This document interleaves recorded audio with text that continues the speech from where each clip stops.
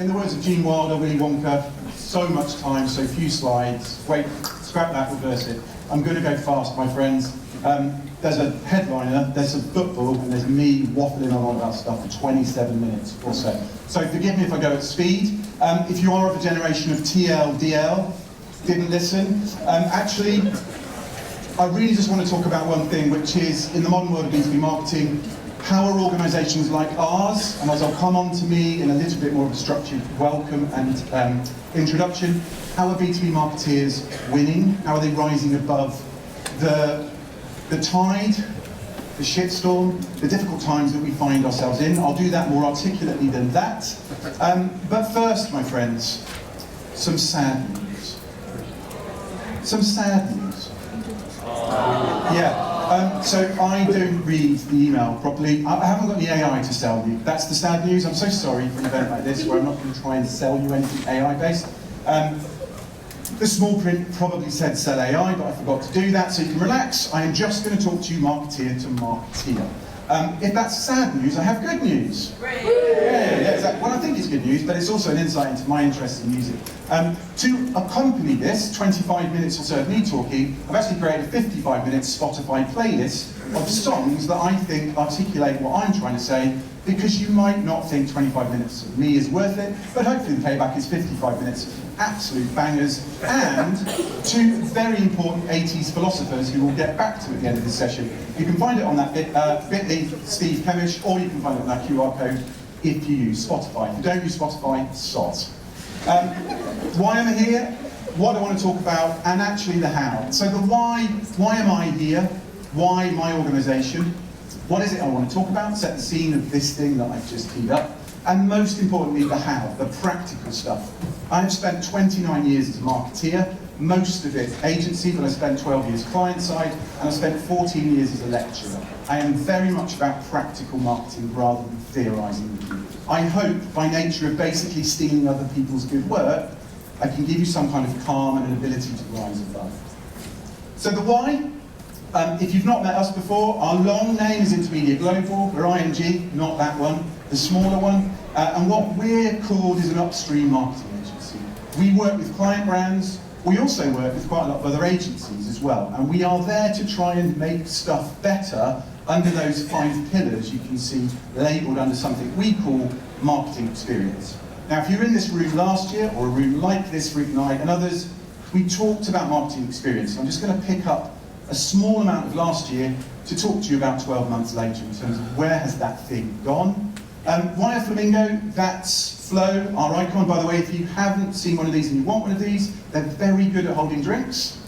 If you are rising above and you're so good at marketing that you can just chill out this summer, you can pop a favourite drink, soft or hard, in there. There's a QR code on these if you have got one. If you haven't and you want one, my colleagues will hand one out afterwards. It's recycled, by the way. It's made from the hopes and dreams of 1,500 MarTech tools that no longer exist 12 months after they are on the MarTech map.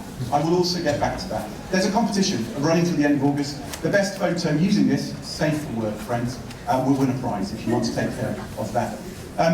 That's why we're here, and our day job, for 23 years actually in this organisation, we have been doing this stuff. And as the accolades is at the bottom left, we've been pretty bloody busy trying to solve some of these problems over the last few years. Marketing experience is not something we coined, but it's a very helpful term for us to just say the act of modern marketing is a bit nuts. There's an awful lot of stuff that us B2B marketers now need to grapple with that may not have been the things that got us into the industry in the first place. And that's really important for us to not ignore. It's for us to work around it and continue to do great craft. So, like customer experience, for us, marketing experience is the act of making marketing more effective. For those involved in marketing at an individual level, a collective level, and for those adjacent to marketing, or those that fund marketing. And what I want to talk to you about, as I said, is how are other organisations doing that? How have we got to that point? We spoke to marketing people. We've been running a survey on our website. It's an assessment tool that is more than just a survey tool, and I'll signpost that at the end if you think it's useful to you. And we've spoken to over 230 B2B brands. The survey's actually bigger, and I don't know if you know this, but there's a Coke version of us Pepsi heroes, which is called consumer marketing. all right? That's the really easy marketing. This is the complex, hard stuff. But unfortunately, when you go into a pub, nobody in the history of mankind has ever said, will a Coke do? It's will a Pepsi do? And B2B marketing sometimes feels like that. We're the kind of forgotten ones. We're the Pepsis of that. We are not. This is a very, very complex space that we all inhabit. We all probably work in very different markets under that one basic heading of B2B. And we are trying to convince people to spend time and money that isn't their own to buy products. And as others have said today, and I'll pick up through my piece, it's not just as simple as convincing one person, it's typically multiple people with multiple interests to buy into our products and services. That's part of why I think this thing is difficult. The other reason this thing's got difficult, and this is a slide we used last year, is a very basic history of marketing and advertising points. So 1440s, the printing press, all the way through to the really busy stuff on the right that I cannot get on a screen 10 times this size, but hopefully you get the point. It really has been busy. Now, the world we live in right now seems to be racing faster than ever. But a few points of note, history fans. Firstly, November 1985. That's when Microsoft Excel was launched to the world. That is a tool that was going to revolutionise and change the way an awful lot of people did things. And by golly, it did. But 41 years later, the average user of Excel does a very small percentage of what it's capable of doing. That has nothing to do with Microsoft Excel. It's all to do with humans who don't tend to exploit and utilise all of the technology that's available to us. So if you feel like you're in a bit of a soup at the moment, going, how the hell would we cope with all this technology and the AI-enriched stuff that's now coming, fear not, the calm will come. If you also want to look at the share price of some of the major LLM and AI platforms, you'll also realise that things may be beginning to calm. Why can I talk about this? Because actually since last century, as my colleagues will tell you, I've been in marketing. 1999 is when I popped up and went, all right, let's do some B2B. And I've been doing it ever since. Client-side and agency, as I say. And I've seen some of this change myself. I was there, history fans, for Web 1.0. All right, but it wasn't called that back then. A bit like the Great War was just the Great War, not World War I. You need World War II to make World War I one. Web 1.0 was just the web. And there was existential panic going, oh my God, what does this mean? Now, I am not doing down where we are today, but history fans will tell you there are patterns that emerge. Some of this technology will be enormously helpful to us. Some of it will not. And in 1997, this fella came along and tried to make life, and it's definitely a fella, tried to make life as difficult. Oh, I can see you're trying to do a spreadsheet. Can I mess it up for you? Said Clippy, if you remember Clippy. If you don't remember Clippy, don't worry, there's a line of sight. History fans, Clippy still might be around maybe somewhere. Perhaps. So we can ignore this stuff. I've got lawyers that say that's impossible, right, rather than definite. We can't prove the lineage. Picking up something Fiona said this morning for you in the room, this is from the World Economic Forum that was published last year that talks about skills that are necessary, in their opinion, for 2030. The good news, friends, is marketing's still on there. The bad news is it's bottom left. And if you've ever seen a quadrant like this before, you don't want to be bottom left. Now, before you all run off into the hills, what I think is really salient about this, including what Fiona talked about this morning around systems thinking, is a lot of that top right quadrant is the sort of stuff that we can get our heads around. But it will mean balance, because it's not the traditional skills of marketing. So my conclusion here is that not marketing is going to disappear by 2030, we better update our LinkedIn profiles and resumes. It's more that we have an ability to continue to evolve what we do and be relevant over the next period, as long as we look to embrace these sort of things. And again, I want to talk about some practical examples of that in a second, and use some of that research to just make a few minor points. Minor points, because the major points, we'll publish more on that later in the year when we get to it. Should have said, SOS, going to do some audience participation in about a slide's time. It's nothing too strenuous. I just want a calibration question first, if I can. If you drive a car, please can you put your hand up? If you would say, steady. If you would say, some men there already over the red light. If you would say you're an above average driver. Brilliant, that's pretty much everything, all right? Now that's the Dunning-Kruger effect. You can relax, you can go and do some maths as well. It's one of the problems of marketing. It's impossible, my friends, for us all to be above average, all right? It's a danger, but it's a very common one that we tend to overestimate our abilities. Second question, hands up if you're an above average marketer. Yeah, right, that's much more like it, okay? And it goes up in 3 easy installments. This is the challenge we're up against. And what I wanted to do was talk about that in the way of, if we rise above to the theme of my presentation, what does that look like? And what it doesn't look like is whole-scale change. Instead, it looks like one of those terrifying items. Some of you may have stayed in hotels overnight. Some of you may have been on business trips. None of us are mad enough to install one of those at home. Why? Because to get the temperature between freezing cold and scalding hot is just there. You need to be a safecracker to essentially get these things to behave, particularly after it's been a really big night with the sales team the next day, to not scald your skin off or freeze to death. However, in the context of this, if you move that dial fractionally, you can make quite significant change.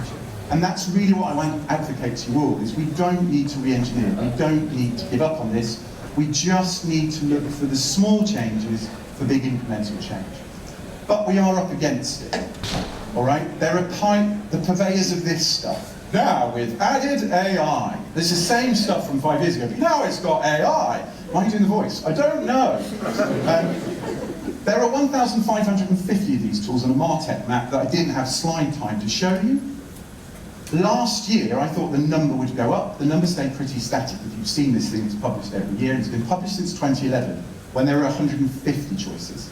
There are now 15,500 things in the candy store for us to try and get excited about or lose our jobs for doing the thing I said earlier, is about 10% of those tools are no longer here 12 months later.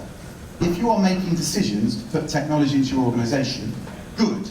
But if you're not doing it with a clear plan and rigour, you risk a 1 in 10 fail at the moment. And I don't know what that will be next year, but I suspect it will be higher. Why? Because the AI bubble cannot sustain itself. There are many, many, many platforms, with or without AI in them, enriched or otherwise, that are trying to get to us in our marketplace. We, of course, have this wonderful condition called ADOS, attention deficit, ooh, shiny. And we just buy this. We have to stop doing this. AI last year, at an event like this, looked, for me, visually like this. Oh, look at all the cool Wonder Woman. Oh my God, what will it do? This year, it's big telly sale on a Black Friday at Asda. We're all just panic buying this stuff. You have to be careful. I am old enough to have worked with people in very important roles in marketing where they're the ones that get hung out to dry because they're the ones that signed off that tech. I am absolutely a technophile rather than a Luddite, but I'm a marketeer first. I am interested in making sure technology supports us rather than takes over from what we do. And the craft of marketing must continue. Therefore, we need a plan. You can have any plan you want. We, in our organisation, spend a lot of time trying to work through 3 quite basic steps on anything we do. Transformation is a brilliant word, but it's normally quite a dirty word in organisations. We've digitally transformed before. It was actually shit. Most people might say to us. Therefore, we need to be careful of transformation alone, because we actually have to make progress too. What I would say from years of experience of this is really major on the discovery. Where are we now is really important if you're going to go on a journey to where you want to be. So if you don't know where you are, you cannot possibly get to where you need to be. And the key bit, the practical, is you can often find the difference between have and need. Do we really need all of those things? Do we need extra? And if we do, how do we justify it? Then, the bit that's most important in this model is the middle one, which is optimize. How do we make more of what we've already got whilst we continue till tomorrow? Because we can't wait for tomorrow, that's digital transformation. We have to optimize our current state.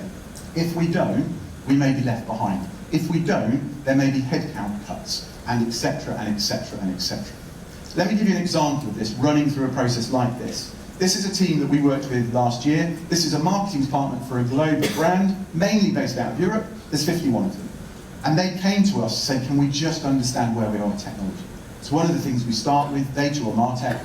And what we uncovered, which is no slight on this organisation, this is not uncommon, they had 56 pieces of MarTech tool or platform running around. They had 7 duplicate licenses for the same data platform around because they were globally and regionally structured. That is again not uncommon, but there are 6 you can turn off like that and you immediately save money. The 56, only 13 were deemed through our process to be business critical. The gap, again, this is no slight on them, was very high, and we see this a lot. People have just panicked or have gone ADOS into this stuff. But of the 13, 7 were optimised. Good. 6 that aren't, optimise them, DOT, and transform is let's actually get rid of some of this stuff. Let's make it redundant. unfortunate, and maybe some salespeople in the room love you, but you're very good at getting us into licenses for a long period that I didn't read the small print, I'm with you forever. So you can't just discover this and turn it off tomorrow. Their process took about 1.5 years, but it reduced their OPEX spending by $1.32 million. Or they redeployed that 1.32 million. And I'm not a finance whiz, but resource, contract, or headcount can often be OPEX. If you can get rid of this technology, not only is the marketing experience more effective, it's less mental for us all, we might be able to redeploy that budget into other things. The other piece is over 1,000 days per year back for a team of 51 people, because they were spending time doing things that they weren't necessarily needing to, or they weren't fully trained and optimized to do. We did some research last year, and the average CMO said that they lose 21 days a year to faffing with technology, and quite say it like that. That's a working month a year lost at CMO level. So no surprise you can get this time back. So if you are in an organisation where, well, we can't just hire more people, there's a headcount freeze, we can't find the talent, there are ways to try and turn off some of the stuff you don't need to make life easier and maybe more effective. Now, my Spotify playlist was inspired by two things. Those 80s philosophers, I'll get back to them, and the lyrics from this song. You may or may not know this song. If everybody looked the same. It's by Groove Armada. When it's played properly, sounds like this. You can play it a bit louder.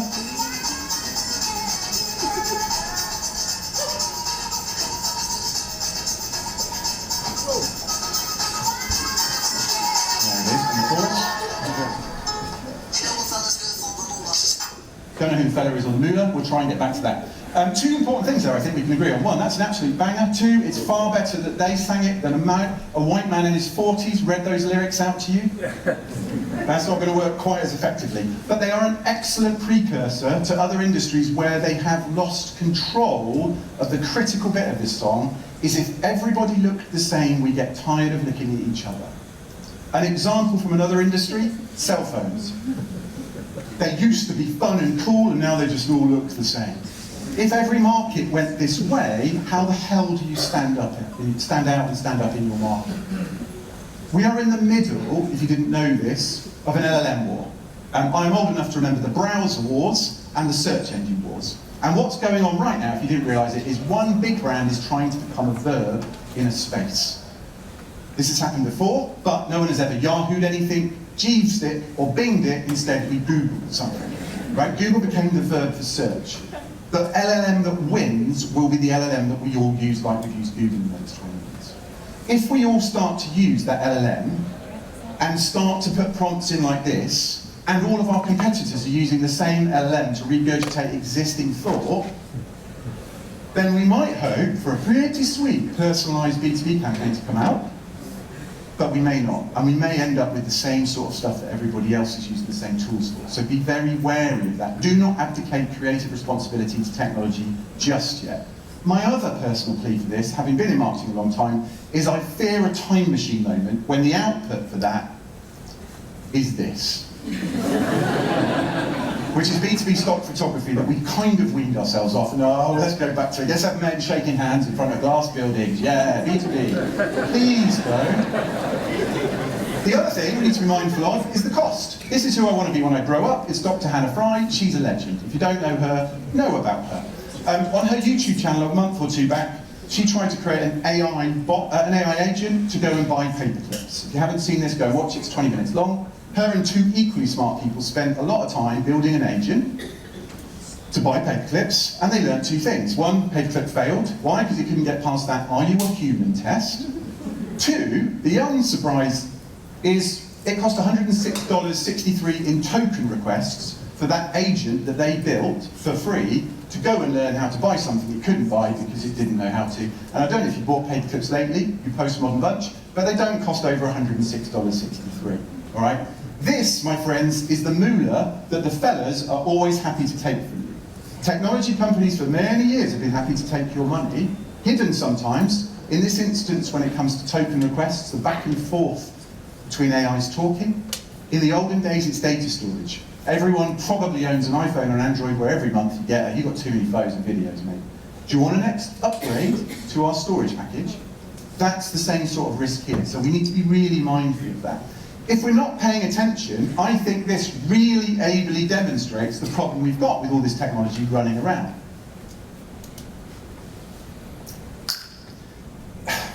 This is a whole bunch of toddlers running around in the pitch black with Sharpies. All right? The trouble is you can't see them until one of them comes out and goes, surprise, look what I did. And how this manifests in the modern day for us in organisations we work with is things like this, an intent platform that isn't built for Europe or EMEA. To my knowledge, and I'm a marketeer to marketeers, there are 2 that are very good in Europe. The rest, and they might be well known, are built for other markets geographically. Often big organisations have to use them, and they're not as good as they could be. Be careful. A DSP, a demand-side platform, essentially the technology that serves your B2B ads, that serves it to US consumer markets. If you are posting B2B ads through somebody, ask them the question nobody ever bothers to ask, which is, excuse me, what are your top 10 serving domains for my ads and my other ads? And when they say weather.com, which is quite a common answer, you ask yourself the question, is that where we want it to be, our ads? There's a lot of inventory that goes out that costs us money that may not end up in the places we want. A data platform that is just actually the shiny front end of LinkedIn contacts. Data is the most boring thing in the world, but it is the thing that will make the difference most, as I'll come on to from a research point of view to us. Platforms that have LinkedIn good, but LinkedIn has LinkedIn as well. And as I'll say when we talk about food, because let's talk about food, it isn't necessarily going to satisfy us. So the research, just a couple of data points here. These may not surprise you at all, but the 230 B2B brands that we asked to complete that assessment tool and survey, 54% rate below average the application of their technology. That probably says the depressing thing that all these things say, which is crumbs, a lot of this technology we're paying for, but we're not fully utilizing. There are ways we can improve that. The one thing I would say to you when it comes to AI, which I think has great potential, is be ready for it. The 2 most obvious things to us, and if you want to read that, you can read it offline, but if you can't be bothered to read, because who bothers to read anymore, Steve, then it's all about the data. If you have bad data now and you put AI on it, you're just going to get fast, bad results quickly. And if your process is not strong enough or robust, it is really going to take apart the process. These are things that others have talked about on this very stage today, and it absolutely is the case. Campaigns, the lifeblood of what we do. This is actually the highest scoring of the research we did, 11.5 out of 20, which is still pretty low when most of us, all of us, are worried about getting campaigns out the door. It's hard work. If you have a multi-channel environment with lots of different things running, what you need in this day and age, and you might have world-class musicians or world-class channels, you need the right kind of conductor.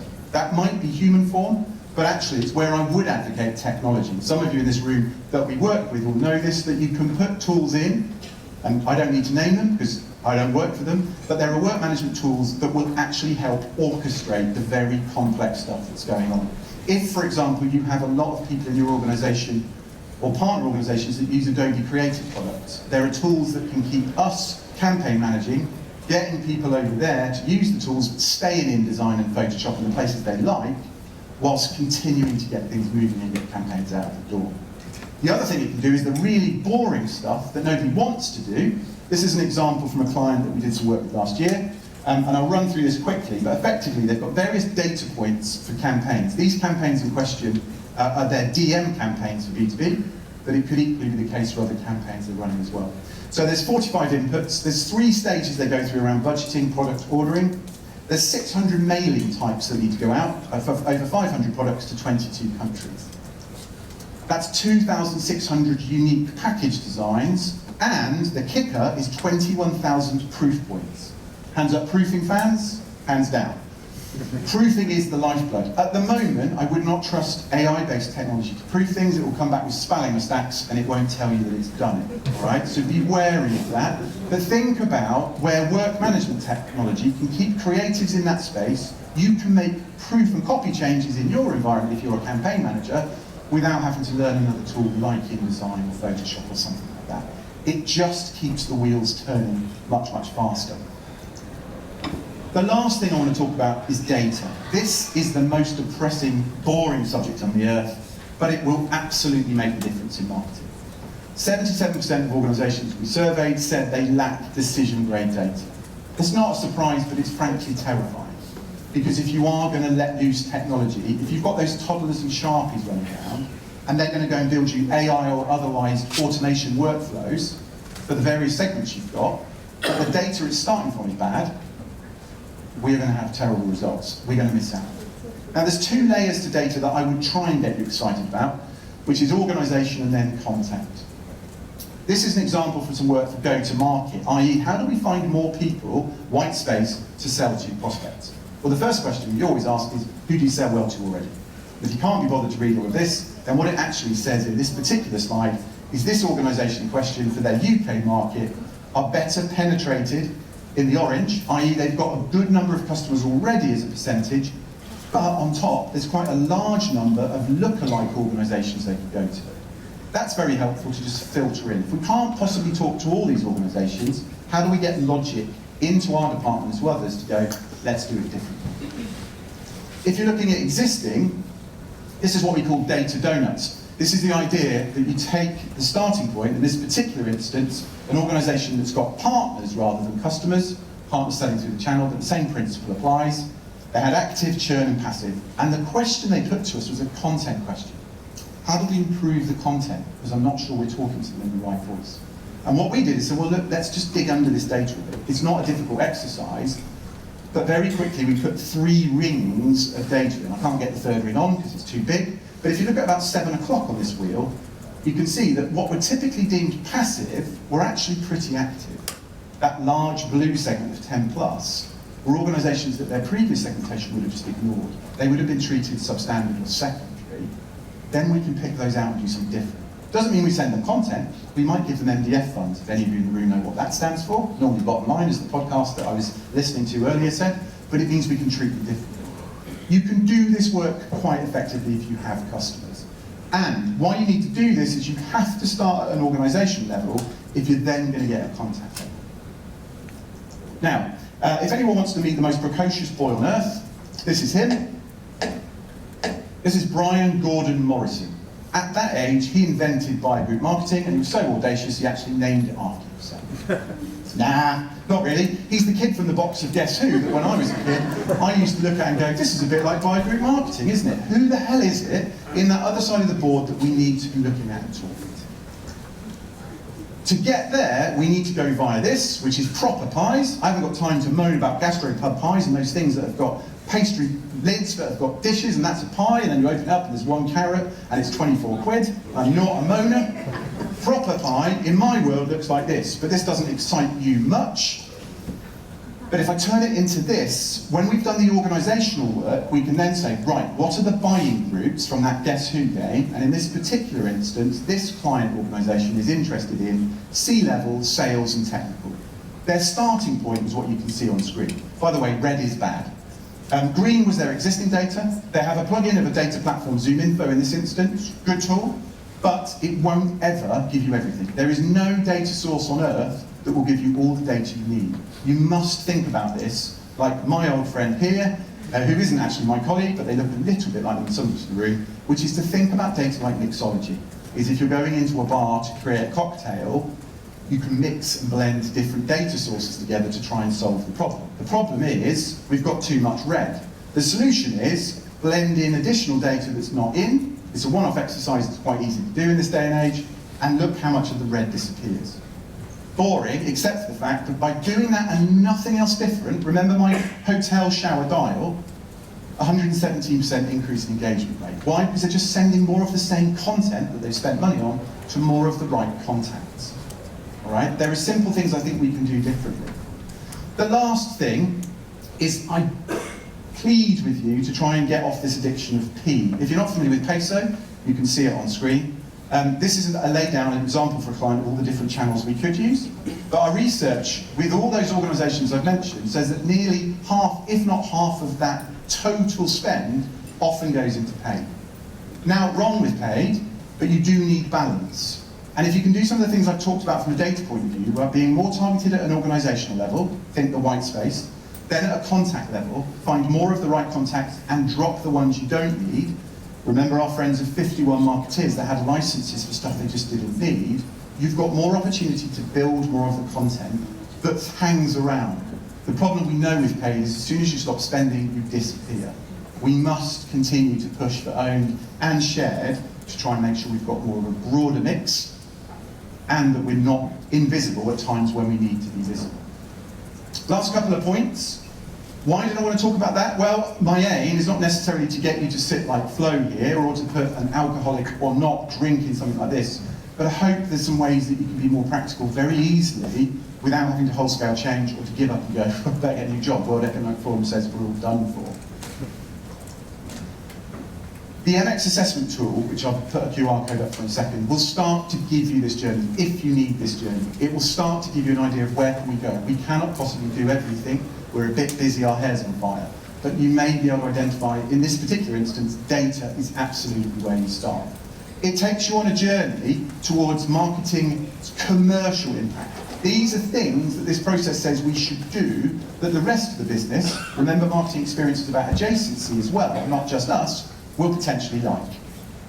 And if that isn't enough for you, I just wanted to say the only reason really I do anything is to channel these two philosophers from the 1980s, who are the last track on my playlist, that if you are going to do anything in life, they told us, if you're going to do it right. To do it right, you might want the MX assessment tool. If none of this lands and you can't be bothered with football, there's 55 minutes of Spotify. Otherwise, my friends, thank you very much for listening.